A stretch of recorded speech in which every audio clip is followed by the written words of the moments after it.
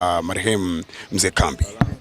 Alinipigia meneja wangu wa kampuni yangu Bwana Gabriel, njoo haraka, kuna mtihani hapa kidogo. Kwa hiyo nikaja mpaka nimefika hapa, nilikuwa na sikujua kwamba amefariki. Na baada ya kufika hapa hospitali ndio nikapelekwa mpaka kwenye kile chumba, kamkuta kule amelala kitandani, ndio akaniambia bwana, huyu hapa amefariki. Kama ulipata bahati ya kuzungumza na madaktari, labda walikusema chanzo cha kifo chake ni nini? Kwa sababu hatujasikia kama Mzee Kambi alikuwa akiugua. Mzee Kambi bwana, unajua sisi uzee tunatembea na sukari, tunatembea na pressure, tunatembea na kila kitu. Sasa yeye mpaka amefika hapa, alipofika hapa tu alikuwa shafariki. Alifika hospitali tayari alikuwa shafariki. Shafariki ndio. Na ukisema alifika hapa hospitali alikuwa kashafariki, umauti aliupatia akiwa wapi? Akiwa njiani, akiwa analetwa toka ofisini, njiani kwenye gari kufika hapa, tena wanampokea, kumbe sio mwenzetu. Na alikuwa akisumbuliwa na nini ambacho kilisababisha watu wamwaishe hapa hospitali? Pale kazini alikuwa anasema ajisikii vizuri tu, lakini baada ya kazi akawa kwamba na hema hivi na nini, ndio akaona ngoja mlete hospitali.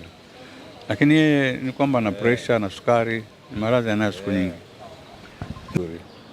Yeah. Na mara yako ya mwisho wewe Mzee Chilo kuzungumza na marehemu Mzee Kambi, unakumbuka ilikuwa mkizungumza nini na alikuwa kwenye hali gani? Mara nyingi tunakutana hapa ofisini anapokuja kwa ajili ya kurekodi sauti. Huwa tunazungumza tu habari ya kazi, habari ya afya, habari ya maendeleo. Kama kuna habari yoyote mpya tunaambiana basi. Na wewe Mzee Chilo utamkumbuka Mzee Kambi kwa vitu gani ambavyo kaviacha kama alama kwenye tasnia ya filamu hapa nchini Tanzania? Mzee Kambi ndio alikuwa my role model. Mzee Kambi ndio najifunza vitu vingi sana kutoka kwake. Vingi sana, ushauri mwingi sana wa kazi, wa kifamilia, wa maendeleo. Yeye ndio alikuwa mshauri wangu mkubwa sana. Sana. Haipiti masaa mawili matatu bila ya kuzungumza naye. Yeah. Pole sana. Asante, nashukuru sana. Neno lako moja kwa msiba huu mzito ambao tunasubiria ratiba na utaratibu mzima ukipangwa tuweze kutangaza na watu ambao walikuwa wakimfahamu Mzee Kambi enzi za uhai wake kama msanii mkubwa nguli wa muziki wa filamu hapa nchini Tanzania waweze kushiriki kwa namna moja au nyingine kwenye msiba wake. Ninachosema jamani ni kwamba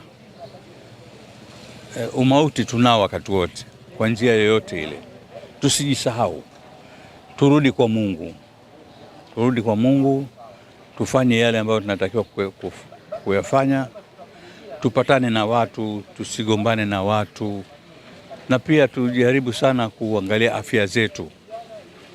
Nitazungumzia kwa sababu kuondoka kwake yeye ni mfano wetu sisi kwamba tunaweza tukaondoka wakati wowote. Maadamu tumezaliwa, tutaondoka wakati wowote. Pole sana. Asante sana. Nashukuru. Pole kwa sote. Naitwa Jafari Dionis Makatu, ni katibu wa chama cha waigizaji wilaya ya Kinondoni. Taarifa ya kifo cha marehemu Mzee Kambi, labda ulipataje na nini haswa chanzo cha kifo chake? Mimi nimepata taarifa kutoka kwa Mzee Chilo. Sasa niko ofisini. Anambia njoo haraka sana, Sinza kuna tatizo. Baadaye nishashuka na chukua boda, ndio akanipigia tena kumtaarifa kwamba ndugu yetu bwana mwenzetu amefariki. Na baada ya wewe kufika hapa kama kiongozi, nini ulifanya? Baada ya kufika kama kiongozi, nimekutana na Mzee Chilo na wenzangu. Baadaye tukaenda kwa daktari ambaye ndio akatuthibitishia kwamba ndugu yenu kwa kweli kafariki. Kwa hiyo kwa sababu nafasi ni ndogo, hawana mochwari hapa, akatuomba tuhamishe maiti tuipeleke sehemu nyingine. Tushafanya mipango kupeleka Maamuru. Hivi tunasubiri ambulance inatoka Maamuru na kuja kuchukua mwili kupeleka Maamuru akahifadhiwa, alafu tuangalie mipango ya mazishi itakuwaje. Na kwa sababu ulipata nafasi ya kukutana na daktari, kama ulimuuliza chanzo cha kifo chake, daktari alisema haswa nini kimepelekea kifo chake?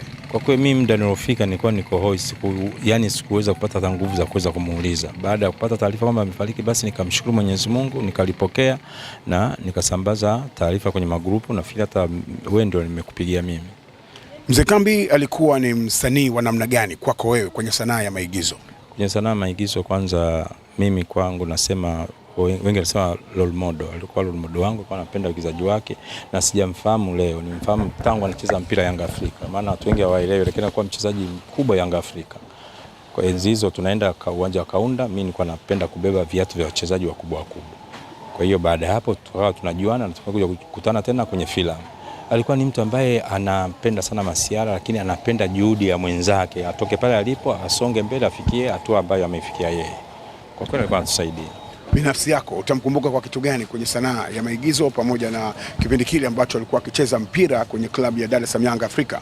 Mimi kipindi anacheza mpira nilikuwa napenda kwa Dimbarakati, alikuwa anakamata vizuri sana. Na anaweza akacheza hata mechi 20 labda ndio akapata kadi moja kwa sababu alikuwa achezi rafu. Na mara nyingi ukimchezea rafu yeye anakuomba wewe msamaha. Kwa hiyo hii nilikuwa napenda sana wakati niko mdogo. Lakini kwenye tasnia ya filamu kwa kweli alinielekeza mambo mengi. Nimesomea udirector na uandishi. Kwa hiyo akawa na ni brush bwana, iko hivi. Nashukuru, na nimefanya naye filamu kama 5 japokuwa sikumbuki majina, lakini mwezi wa kwanza kama sikosei kuna filamu nilishiriki hizi za kwenye YouTube. Tulicheza pamoja. Na kwako wewe, kwa jinsi ambavyo Mzee Kambi amekaa na kudumu kwenye sanaa ya maigizo kwa muda mrefu bila kushuka wala kuchuja wala kubadilisha sauti yake ilikuwa ukisikia tunajua hii ni alama, ni sauti ya Mzee Kambi. Umejifunza nini kipindi chote hicho ambacho ulikuwa ukimsikiliza, lakini kipindi ambacho ulipata nafasi ya kuigiza naye? Kwanza ni nidhamu ya hali ya juu, kujitambua wewe ni nani. Ukishajitambua wewe ni nani na unahitaji jamii kupokeeje na wewe ufanye nini ndani ya jamii, basi unakwenda. Lakini ukishakuwa kwamba wewe ni mtu wa kujikweza, watu wanakuchukia haraka sana. Lakini kama unapenda kusikiliza ushauri wa watu, unapenda kukosolewa, utafika mbali. Na yeye alikuwa anakipenda kitu kama hicho sana. Pole sana. Asante. Kama ulivyosema tulikuwa tunafanya naye kazi, na asubuhi ya leo alikuwa anafanya dubbing hapa, anafanya dubbing katika kampuni ya PP Entertainment. Muda ule ambapo yeye tumepishana mlangoni, mimi ndo naingia na mimi nikawajibike kwenye kufanya dubbing, yeye ndo anatoka akashamaliza kufanya kazi yake. Kabla hujaendelea, kuna mtu anakutazama sasa hivi afahamu dubbing ni nini? Okay. Dubbing ni kuingiza sauti, mfano unapoona sauti za Kiswahili kwa lugha ya Kiswahili, lakini unaweza kukuta hiyo series labda ya Kifilipino, ya Kihindi, ya nini. Kwa hiyo tuseme kuingiza maneno ya Kiswahili kwenye tamthilia za kigeni. Kwa hiyo yeye alikuwa anafanya hivyo, na moja kati ya series ambayo alikuwa anaifanya ambayo mpaka sasa hivi amemalizia ni series ya Mpali. Yeye ndo alikuwa mhusika mkubwa. Mimi ni mwenyekiti wake kwenye sehemu ya hiyo sehemu tunapofanyia kazi. Kwa hiyo tulikuwa tunatania na chair father, unaona. Kwa hiyo series ambayo kwa mwisho anaifanya na anaingizia sauti ya kwa lugha ya Kiswahili ni series ya Mpali. Naye ndo mzee mwenyewe mule kwenye ndo Mpali mwenyewe. Kwa hiyo ndo mzee Nguzo. Kwa hiyo kashamaliza ndo aondoke sasa. Ndo naitwa naambiwa bwana mwenyekiti njoo angalia huko mzee, anasema anajisikia vibaya, anaishiwa nguvu. Kwenda pale kwa tumemkuta kaka kwenye kiti, tukasema sasa tunafanyaje kwa sababu hapa Sinza, hapa makaburini na hiyo hospitali ambayo tupo hapa Miko ni karibu. Tukasema tumkimbize kwanza hapo. Maana yake mzee waga analalamika kwamba yeye ana sukari na vile ana pressure, wakampime waone kama ikoje. Sasa katika kumwaisha baadaye tena kuna mtu anakuja kwenye kile chumba cha kufanyia dubbing, ananiambia bwana mzee tulipompeleka sasa hivi ndio kwa heri. Kwa hiyo nimekuja tukaingia pale nikakuta kweli mzee tayari aliyakuwa, na tulipofika hapa daktari akasema kwamba amefia akiwa njiani. Kwa hiyo tumempoteza mzee wetu, mzee ambaye tulikuwa tuna kila kitu, yeye alikuwa ni positive. Mimi muda mwingi sana nilikuwa tunazungumza masuala, namwambia mzee vipi? Dabi tunachomoka. JK bwana mambo bwana. Sasa ni mzee ambaye alikuwa chami, lakini tunasema katika maisha kila mtu ana siku yake. Kaja mwenyewe, lakini leo hii anaondoka akiwa anarudishwa akiwa amebebwa. Kikubwa katika dunia ni kuishi vile ambavyo Mwenyezi Mungu ametaka tuishi, kupendana, kushirikiana, kucheka kwa kila mmoja, kwa sababu siku yetu hatujui na hatujui hata atakayetubeba mwishoni ni nani. Kwa hiyo yote kwa yote, ijapokuwa na mimi pia ni mlengo katika hayo, tutoe pole sana kwa familia, na maanisha mke wake ambaye mimi nilimpokea hapa na nilimwelekeza mpaka akafika hapa, na watoto zake kwa ujumla, kwa kuweza kuondokewa na kipenzi chao cha karibu kabisa, mzee wetu, mzee Hashim Kambi. Kwa hiyo mimi ni hayo tu.